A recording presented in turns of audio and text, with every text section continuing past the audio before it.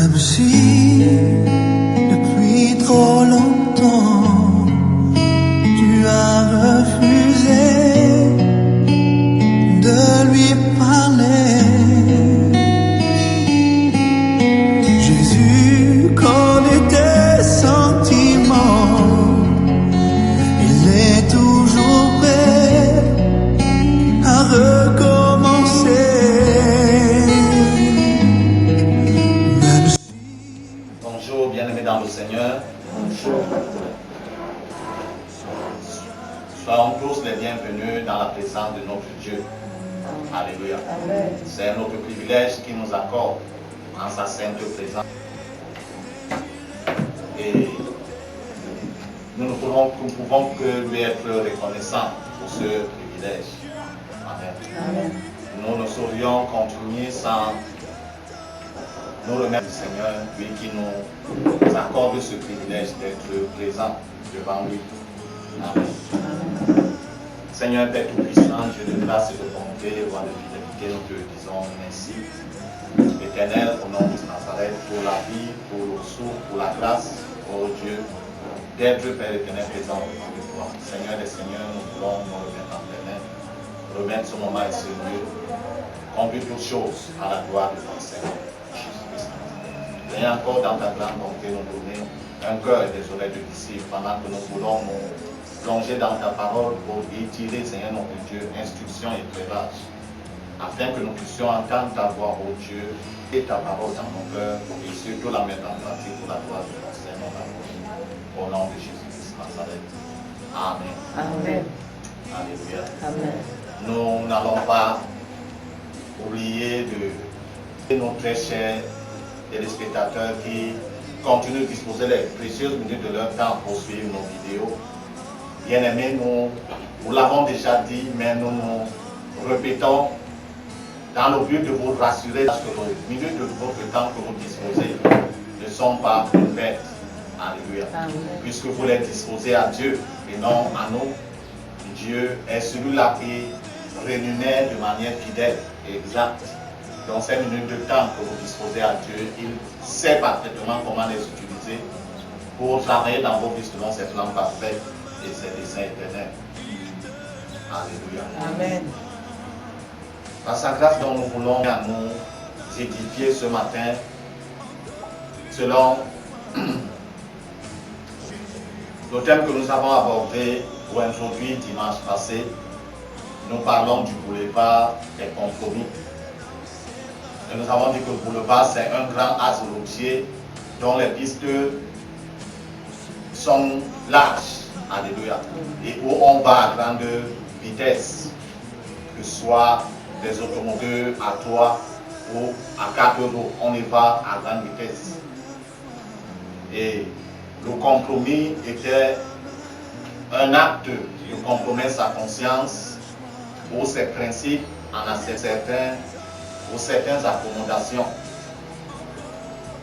avec d'autres personnes pour son intérêt personnel, bien entendu, pour son ambition, ses passions, sa tranquillité. Et le boulevard des compromis, selon notre pensée au travers de cette méditation, c'est la vie selon la chair. Alléluia. Et lorsque nous vivons en tant que dans la chair, nous sommes en train de suivre les principes de ce monde. Et les principes de ce monde sont en opposition aux principes de Dieu. Alléluia. Amen. Parce que Dieu qui nous a créés à son image selon sa ressemblance, nous a créés. C'est vrai, il a commencé par un peuple, à savoir le peuple d'Israël, mais il avait pour intention d'atteindre tous les peuples qui sont sur cette terre. Partant de ce peuple, il a donné des instructions, ce qui concerne Israël, également toute nation qui est ici sur cette terre. Alléluia. Si nous voulons vérifions nos constitutions dans chaque république donnée. Nous voulons qu'ils ont fait voir une photocopie et ils ont poussé à leur menace ce que Dieu a dit à Israël.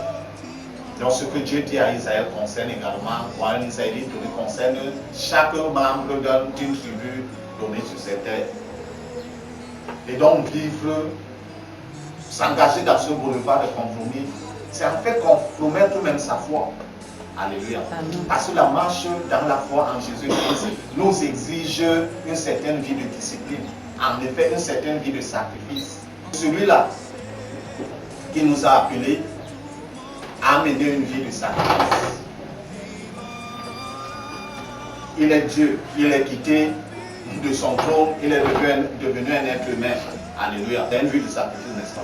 Il n'était pas seulement un simple être humain, il est devenu le plus pire des criminels. Afin de sauver ce pire criminel-là, il n'était pas une vie de sacrifice. N'est-ce pas? Et surtout, il est mort à la croix comme un brigand. Souvenons-nous qu'on l'a remplacé. En fait, il y a eu un remplacement entre Barabbas, le criminel condamné à mort, et lui. Il a pris la place de Barabbas. Parce que lui, on l'a acquitté. Donc s'engager avec le Seigneur Jésus-Christ, c'est accepter également vivre cette vie de sacrifice. Le Seigneur ne nous demande pas de nous sacrifier nous-mêmes à la croix. Alléluia, comme il l'a fait. Mais de sacrifier la chair, ou les soins, ou alors les désirs, les passions de notre chair, pour vivre une vie qui est agréable. Amen. Nous voulons lire dans ce matin, afin d'édifier davantage notre méditation, dans le livre de Romains, chapitre 8. Nous prenons notre lecture au verset 5 et nous descendons jusqu'au verset 8. Romains chapitre 8, verset 5 à 8, dans ma version, il est écrit. Ceux en effet qui vivent selon la chair s'affectionnent aux choses de la chair, tandis que ceux qui vivent selon l'esprit s'affectionnent aux choses de l'esprit. Et l'affection de la chair, c'est la mort, tandis que l'affection de l'esprit, c'est la vie et la paix. Car l'affection de la chair est inimitié contre Dieu, parce qu'elle ne se soumet pas à la loi de Dieu et qu'elle ne le peut même pas.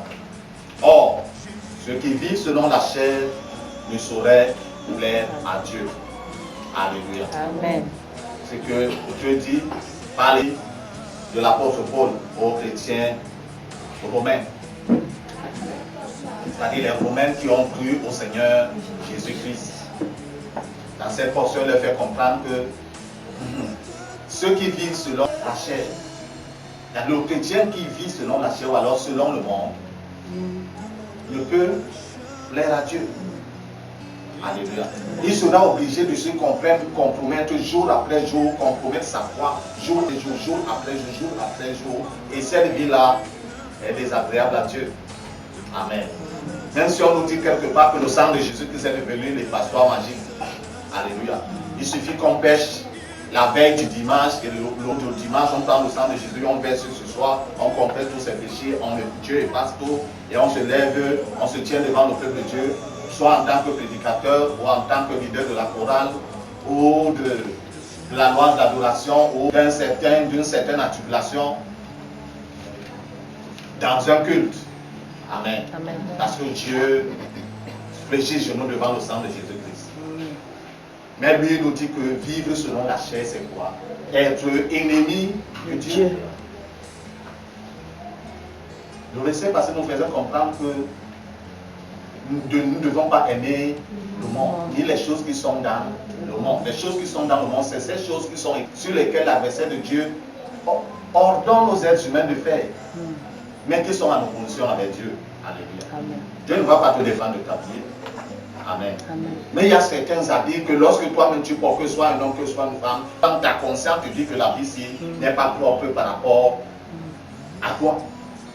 Amen. Amen. Dieu ne défend pas de manger, mais nous allons nous manger jusqu'à être incapables même de respirer. Amen. C'est à nous de voir, de comprendre. Alléluia. Ainsi donc, bien-aimés, s'affectionne qui vit selon la chair, s'affectionne aux choses de la chair. Hier, on était, comme vous dites, libre. Comme c'est le Seigneur Jésus-Christ, il ne va pas imposer sa loi sur nous. Alléluia. Mais quand tu dis que tu t'engages avec le Seigneur Jésus-Christ, à partir de ce moment de l'engagement, sa loi t'est imposée. Alléluia. Amen. Comme qui est célibataire. Amen. Bon, dans l'ignorance, si c'est une femme, elle peut coucher avec tous les hommes du monde entier. Si c'est un homme, il peut coucher avec toutes les femmes du monde entier. Mais à partir du jour où il s'engage à se marier et surtout il va signer régime d'amis, il s'est mis la corde au cou. C'est ce que les jeunes gens disent au dehors, que le mariage c'est la prison. Parce que là maintenant tu es obligé de manger l'ondolé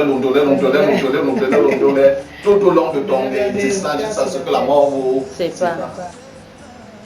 Mais il vaut mieux manger l'ondolé jusqu'à ce que la mort vous sépare que d'aller prendre Jacqueline, Hortense, Marguerite et tout. Tu ne comptes. Quand quelqu'un a le VIH/SIDA, c'est écrit sur son corps. Quand il a l'hépatite, c'est écrit sur son corps. Quand il a tel, c'est écrit sur son corps. Ça même, c'est les choses minimes. On peut guérir du VIH, on peut guérir de l'hépatite. Mais les malédictions qui suivent la personne, on a guéri aussi. Si seulement si on ne se répand pas.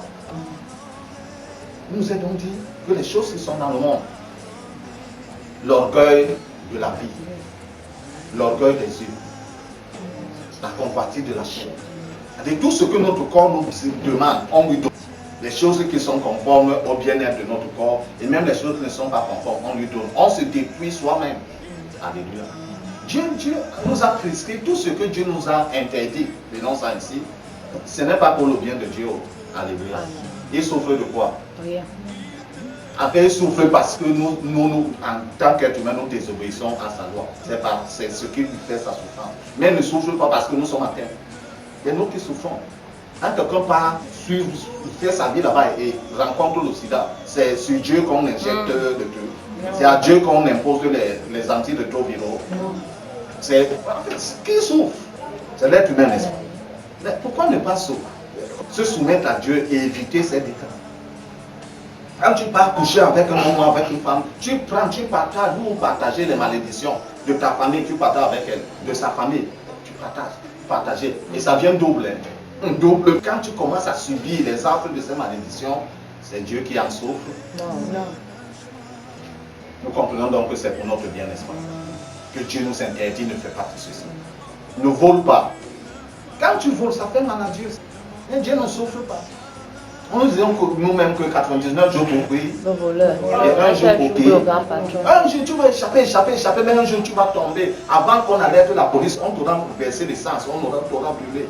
Qui va souffrir sur sa chair, parce que sa chair brûle, et qui va souffrir en enfer? C'est Dieu. Alléluia. Comprenons donc, bien-aimés, surtout nous à qui la parole de Dieu s'adresse, n'est-ce pas? Elle s'adresse d'abord aux chrétiens. C'est Christ. Et bien entendu, par extension, ceux qui ne l'ont pas encore compris. Mais nous, il nous dit que quoi? Celui qui vit selon la chair ne saurait être agréable à Dieu. En effet, la chair que nous portons ne se soumet à la loi de Dieu. Non pas parce qu'elle ne veut pas, mais parce qu'elle est incapable. Amen. Si nous vivons donc en tant que chrétiens, comprenons que c'est profitable pour nous de nous incliner du côté de l'esprit, afin de vivre la vie de l'esprit qui nous apporte la paix et la joie. Par contre, la vie selon la chair nous apporte la mort. Amen. Et nous apporte l'inimitié avec Dieu. Quand en tant que chrétien, on commence à vivre selon la chair, bon, Dieu est tolérant, il est patient. Mais s'il voit que tu es entêté dans ce chemin, quand tu vas ouvrir ta bouche, il va fermer ses oreilles. Il ferme même ses yeux. Malgré sa miséricorde, donc il ferme ses oreilles et ses yeux. Dieu attend. Quand tu vas cogner la tête au mur, alors tu vas comprendre que le chemin que tu as suivi n'était pas le bon chemin. Pendant que le temps se fait, le bon berger peut nous diriger jusqu'au bon port, c'est-à-dire le Seigneur Jésus-Christ. Mais si nous mettons ce bon berger, ou cet avocat-là, tel qu'il se présente juste à l'heure actuelle, jusqu'au moment où on revient, quand le temps sera clôturé, il va se présenter comme le juge. Alléluia. Et en matière de justice, le juge fait quoi? Il prononce seulement des sentences. Ils ont un très mauvais rôle. Quand les plaidoyers ont fait, lui il est en train de noter. Il note. Après, c'est lui qui relève les articles du code pénal. Vu ceci, sur le code pénal, nous sommes au Camerounais. Il a dit que celui qui a fait ceci et ceci mérite combien? 10 ans d'emprisonnement ferme. Tel nombre d'argent, d'amende, et tel. Qui en subit? C'est celui-là qui a violé la loi. Et parce qu'il est en train de vivre selon la chair. On ne peut pas vivre selon l'esprit et qu'on te condamne. Non, c'est impossible. Tu es en joie, ça va nuire qui? Oui, ça va nuire le voisin. Même si vous allez au tribunal, le tribunal va dire, mais il est en joie, ça te nuit encore. Non, mon voisin est trop en paix. C'est pas normal. Mais quel est ton problème dedans? Toi aussi, demande-lui comment il fait pour être. Non, mon voisin est trop calme, il ne cherche pas les problèmes.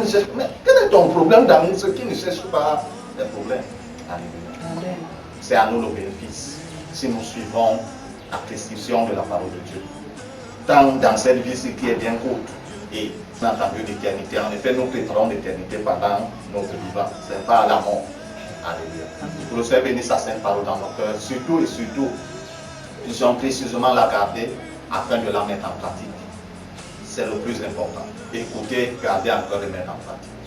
Amen. Amen. Père Tout-Puissant, Dieu de fidélité et de grâce, merci pour ta parole que tu nous adresses ce matin. Accorde-nous, ô Dieu, comme les disciples, de garder ce que nous avons entendu, de le mettre en pratique pour la gloire de ton Saint-Nom, au nom de Jésus-Christ. J'élève ma voix au Père Tout-Puissant par rapport à celui-là que tu rencontreras, tu accorderas la grâce de rencontrer cette vidéo. Donne-lui du site disposé.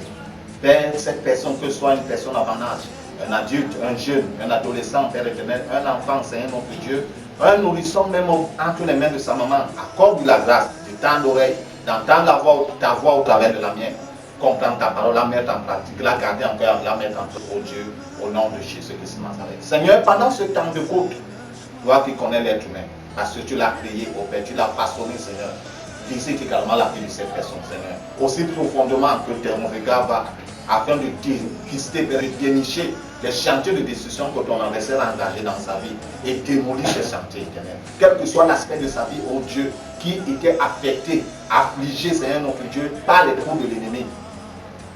Mets une fin, Père éternel notre Dieu, Père, à cette affliction, à cette invasion, Seigneur. Oh Dieu, dans ta grande bonté et ta miséricorde, et engage, Père éternel notre Dieu, la reconstruction. Engage, au Père, la réparation. Engage même la récréation si besoin se fait, selon tes grandes Seigneur Dieu miséricorde, au nom de Jésus-Christ. Et donne à cette personne le témoignage d'avoir disposé son temps pour t'écouter. Merci Père Tout-Puissant parce que tu es fidèle. Merci parce que tu as toujours agi selon tes perfections divines. Que la gloire, la grandeur, l'honneur et l'oreille te reviennent, maintenant les siècles, au nom de Jésus-Christ Nazareth. Amen. Même si depuis trop longtemps